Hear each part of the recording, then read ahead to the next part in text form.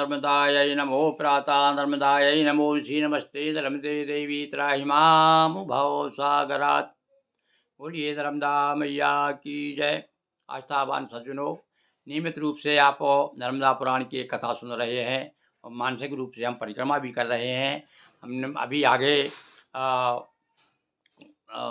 मंगलेश्वर कथा सुनी, गोपालेश्वर की कथा सुनी, नागेश्वर तीर्थ कहाँ पर है वो बताया। आज हम आपको ज्योतिषपुरी में एक रामेश्वर तीर्थ है।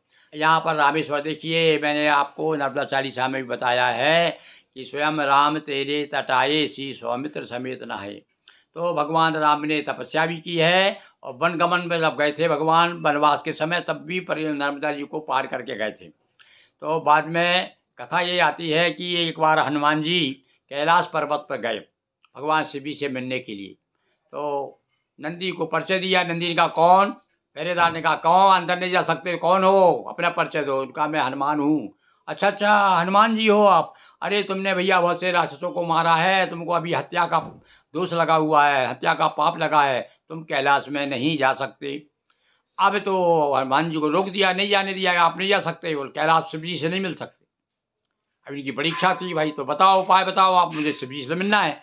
बोले आप जाइए नर्मदा तट पर जा करके, नर्मदा पाप मोचिनी, पाप को दूर करने वाली हैं नर्मदा, उसके तट पर जा करके आप तपस्या कीजिए, तब आपकी हत्या का पाप दूर होगा।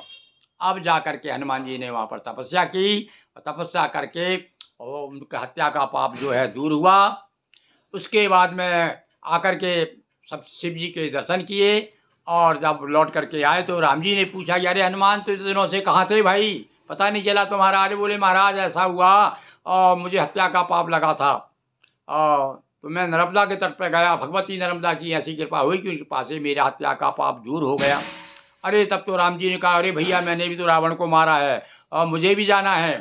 तो भगवान राम भी स्वयं आए और आकर के राम जी ने भी यहाँ पर भगवान शिव की उपासना की है नर्मदा के किनारे। तो इसी प्रकार से यहाँ रामेश्वर नाम का तीर्थ भी है। तो तीर्थों के जल कुंभ में हुआ रुद्र। और यहाँ पर क्या हुआ, आए राम नर्मदा तट पर, ज्योतिषमतीपुरी अति सुंदर। ज्योतिषमतीपुरी आप नाम दिया है भैया नर्मदा पुराण में। यहाँ आए और उसके बाद में लिंग था शिव अरे चन की नाम, सभी तीर बासन सुख दीना। अरे राम जी जहाँ है वहाँ तो भीड़ लग गई होगी दर्शनों की, पर भगवान राम ने सबको सुख देते हुए और लक्ष्मण सहित किया तप भारी। अकेले अकेले नहीं, लक्ष्मण को भी बोले बेटा भाई, लक्ष्मण से कहा भैया चलो अपन अपना प्रायश्चित करते हैं, हत्या का पाप लगा हुआ है अपने को भी, कितने राक्षसों को मारा है अपने को, ब्राह्मण भी, ब्रह्म हत्या भी एक तरह से, रावण ब्राह्मण था। तो लोग ये भी कहते हैं भैया ब्रह्म हत्या लग गई थी राम जी को। तो लक्ष्मण सहित किया तप भारी, हुए प्रसन्न शंभु त्रिपुरारी, महादेव तब दर्शन दीना।